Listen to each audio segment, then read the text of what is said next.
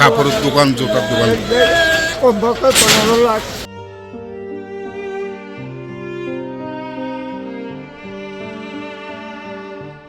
খাগড়াছড়ির দীঘিনালা উপজেলার বোয়ালখালী বাজারে ভয়াবহ অগ্নিকাণ্ডে পুড়ে গেছে ৩৫টি ব্যবসা প্রতিষ্ঠান। গভীর রাত ২টা ৫০ দিকে আগুনের সূত্রপাত হয়। আগুন ছড়িয়ে পড়তেই মুহূর্তের মধ্যে পুড়ে যায় জুতা, কসমেটিক্স, কাপড়, সেলুন, ফার্মেসি ও স্বর্ণের দোকানসহ একাধিক ব্যবসা প্রতিষ্ঠান। প্রাথমিকভাবে ব্যবসায়ীদের দাবি, এ ঘটনায় প্রায় ৫ কোটি টাকার ক্ষয়ক্ষতি হয়েছে। কাপড়ের দোকান, জুতার দোকান। কত টাকার ক্ষতি হয়েছে? কমপক্ষে 15 লাখ। প্রায় ৬-৭ লাখ টাকা। রূপা ছিল প্রায় ২-৩ কেজির মতন, স্বর্ণ ছিল প্রায় ২০ লাখ। সব ওষুধের দোকান ছিল, প্রায় দোকানে মাল ছিল আপনার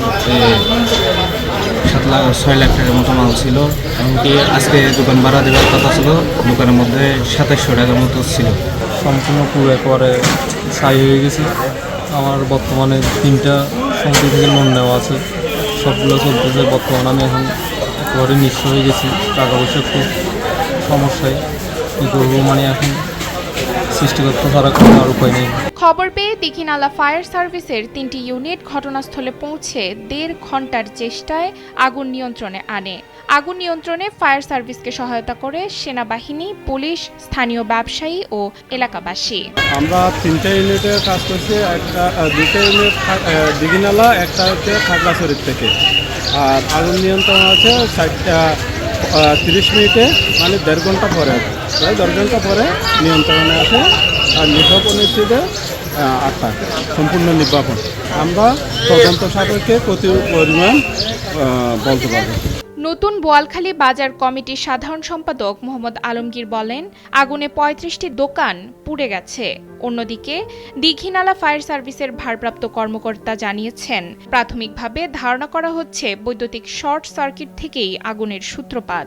50 মিনিটে আগুন লাগছে এবং দোকান পুরা গেছে যে মোট 35টি।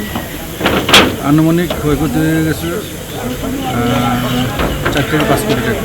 এখানে কাপড় দোকান ছিল, কসমেটিক, সেলুন, স্বর্ণের দোকান। ঘটনাস্থল পরিদর্শন করেছেন খাগড়াছড়ি রিজিয়ন কমান্ডার ও জেলা প্রশাসক। ক্ষতিগ্রস্ত ব্যবসায়ীদের পাশে থাকার আশ্বাস দিয়েছে প্রশাসন। খাগড়াছড়ি থেকে সংবাদদাতা মোহাম্মদ আক্তার হোসেনের পাঠানো তথ্যচিত্রে ডেস্ক রিপোর্ট, নুসরাত তালবিয়া।